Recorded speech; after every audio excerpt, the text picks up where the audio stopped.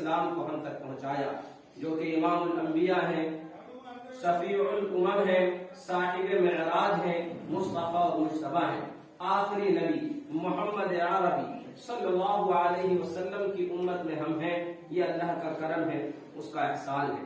جتنی بھی امتیں رب ذوالجلال احکم الحاکمین نے اس دار فانی میں بھیجی ہیں، کسی بھی امت کو یہ شرف حاصل نہیں ہے کہ اس نے اپنے نبی جو بھی ان کی طرف بھیجے گئے فرستادہ رسول، اللہ کی جانب سے بھیجے ہوئے پیغمبر، ان کی زندگی کو ایسے محفوظ رکھا ہو جیسے جناب محمد رسول اللہ صلی اللہ علیہ وسلم کی امتیوں نے نبی محترم صلی اللہ علیہ وسلم کی زندگی کو قلم بند کیا۔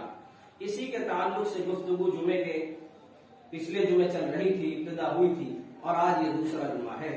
چونکہ دور حاضر کے تمام فتنوں میں سے ایک بڑا اہم فتنہ جو آج ہمارے درمیان کھڑا ہے وہ ہے صرف قرآن کریم کی بات مانی جائے اور جناب محمد رسول اللہ صلی اللہ علیہ وسلم کے فرمودات کو بش پشت ڈال دیا جائے یا نظر انداز کر دیا جائے۔ جی ہاں، میں کہنا چاہتا ہوں اس جمعے میں جس موضوع کے اوپر گفتگو کی جا رہی ہے وہ ہے علم حدیث، سنت، نبی محترم صلی اللہ علیہ وسلم کے اقوال، افعال، اعمال، احوال، یہ تمام حدیث کی جتنی قسمیں ہیں ان سب کی کتنی اہمیت اسلام کے اندر ہے۔ اس کے بغیر اسلام مکمل نہیں، اس کے بغیر کلام مجید کو سیکھا سمجھا جانا نہیں جا سکتا۔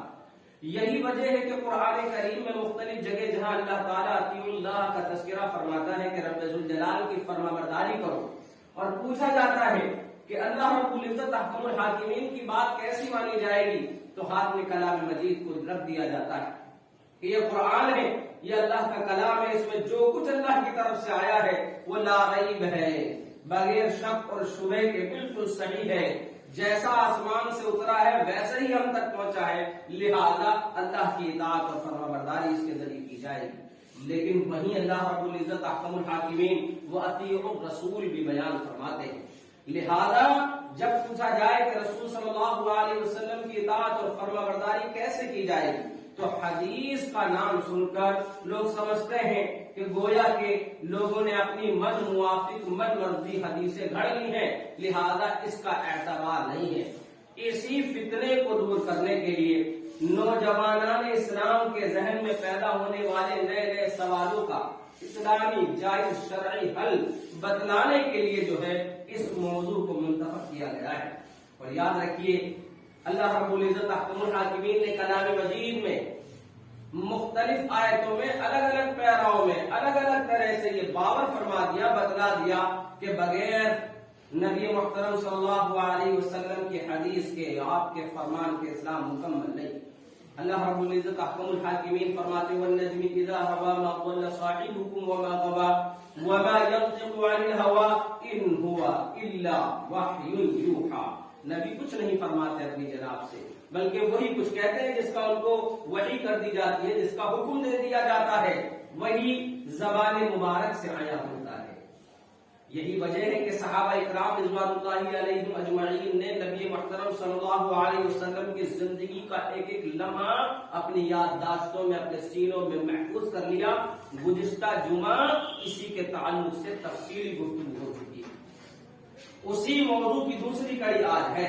یہ مختصر طور پر جو ہے مقدمے کے طور پر گزشتہ جمعے کی کچھ چیزیں جو ہیں وہ بتلائی جا رہی ہیں کہ اللہ رب العزت احکم الحاکمین نے کس طریقے سے لقد کان لکم فی رسول اللہ اسوۃ حسنہ بیان فرمایا کہ اے مسلمانوں تمہارے لیے نبی صلی اللہ علیہ وسلم کی زندگی میں بہترین اسوہ ہے، بہترین نمونہ اور آئیڈیل ہے، اور یہ بغیر حدیث کے حاصل نہیں ہو سکتا۔ کلام مجید کی تفسیر کے لیے باضابطہ طور پر صحابہ اکرام حدیثوں کو نقل کیا کرتے تھے اور حدیثوں کو سینوں میں محفوظ رکھتے تھے، اور اتنی ضخیم اور اتنی زیادہ تعداد کے حدیثیں صحابہ اکرام کے سینوں میں محفوظ تھیں جس کا تم لوگ جو ہے ہم لوگ ادراک بھی نہیں کر سکتے، اس کو شعور بھی نہیں کر سکتے۔ ایسی ایسی چیزیں صحابہ اکرام اپنے ذہنوں کے اندر جو ہے محفوظ رکھتے تھے، اور نبی صلی اللہ علیہ وسلم کی بعثت سے پہلے ایسا نہیں ہے کہ یہ ملکہ اسلام میں آنے کے بعد ان کو عطا ہوا، بلکہ پہلے ہی سے عرب کے جو ہے زمانے جاہلیت میں ناموں کو یاد کرنا، لمبی لمبی داستانوں کو ذہن نشین رکھنا اور ان کو سنانا، دوسرے تک منتقل کرنا یہ عام بات تھی۔ لہذا جب مسلمان ہوئے تو جناب محمد رسول اللہ صلی اللہ علیہ وسلم کے طور طریقوں کو یاد رکھ کر صحابہ کرام سینہ بسینہ باضابطہ طور پر جو ہے ابتدائی دور میں مصلحت کے تحت جناب محمد رسول اللہ صلی اللہ علیہ وسلم نے حدیث کو لکھنے سے منع فرمایا، لیکن پھر اس کے بعد آپ نے اجازت مرحمت فرمائی۔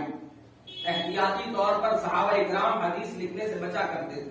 باضابطہ طور پر صحابہ اکرام جب اپنے استادوں کو اپنے شاگردوں کو سکھلاتے، آپ کی مجلسوں میں تابعین اور دیگر دوسرے چھوٹے صحابی آتے تو آپ منع فرماتے کہ حدیثیں لکھو نہیں، کیونکہ ہم نبی صلی اللہ علیہ وسلم کے ساتھ جب مجلس میں ہوتے تو ہم حدیثیں یاد کیا کرتے۔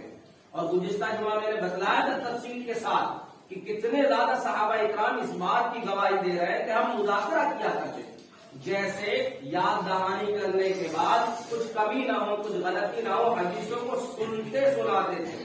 کوئی لفظ بدل تو نہیں رہا، کوئی لفظ گھٹ تو نہیں رہا، کوئی بڑھ تو نہیں رہا، اس کا اعراب تو صحیح ہے نا، اس کا معنی اور مفہوم صحیح ادا ہو رہا ہے یا نہیں، یہ ساری صحابہ اکرام رضوان اللہ علیہم اجمعین کے دروس کے واقعے ہیں۔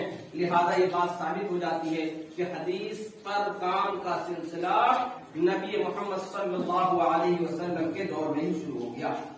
لہذا اسی طریقے سے صحابہ اکرام کے تعلق سے بھی بتایا گیا تھا۔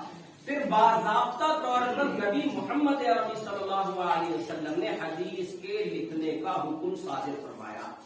یہاں سے آج کا عنوان شروع ہوتا ہے۔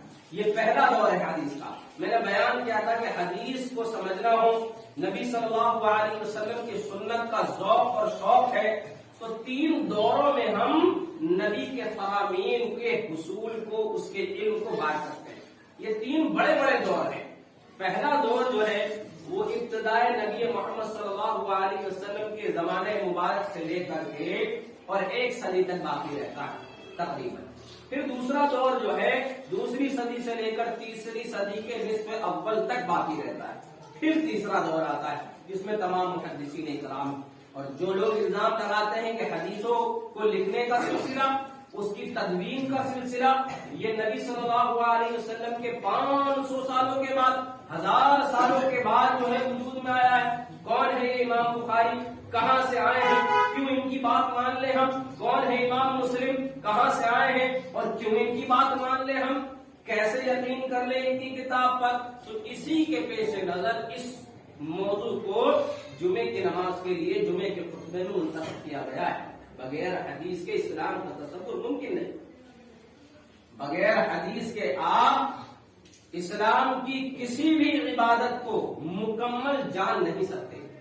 کلام مجید کی تفسیر، اس کی تفسیر، اس کی تشریح کا نام حدیث ہے، جس کو ہم سنت کے نام سے جانتے ہیں۔ دونوں میں کوئی زیادہ فرق نہیں۔ تو دیکھیے جناب محمد رسول اللہ صلی اللہ علیہ وسلم نے عبداللہ بن عمر بن عاص رضی اللہ تعالیٰ عنہ کو حدیث تحریر کرنے کی اجازت مرحمت فرمائی۔ لہذا وہ صحابہ خود اپنے آپ ہر حدیث کو لکھ لیا کرتے تھے، جس سے ایک ضخیم کتاب جو ہے وہ بن گئی اور اس کا نام انہوں نے صادقہ رکھا۔ یہ نبی صلی اللہ علیہ وسلم کے زمانے میں حدیث کی پہلی کتاب۔ اس کو کتاب کہنا جو ہے اس وجہ سے صحیح نہیں ہے کیونکہ یہ یاد دہانی ہے۔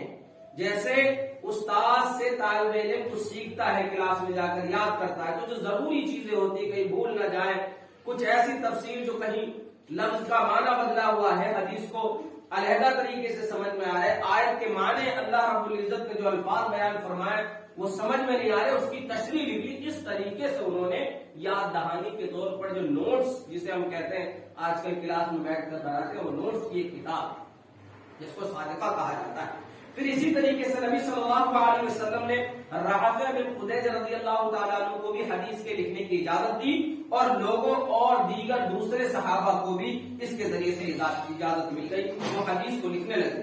نبی صلی اللہ علیہ وسلم کے زمانے مبارکہ میں اور صحابہ کے زمانے میں احادیث کی تحریری ذخیرے موجود تھے اس وقت، ایسا نہیں ہے کہ صحابہ کرام رضوان اللہ علیہ مجمعین کے دور میں حدیث کے اوپر کام نہیں ہوا.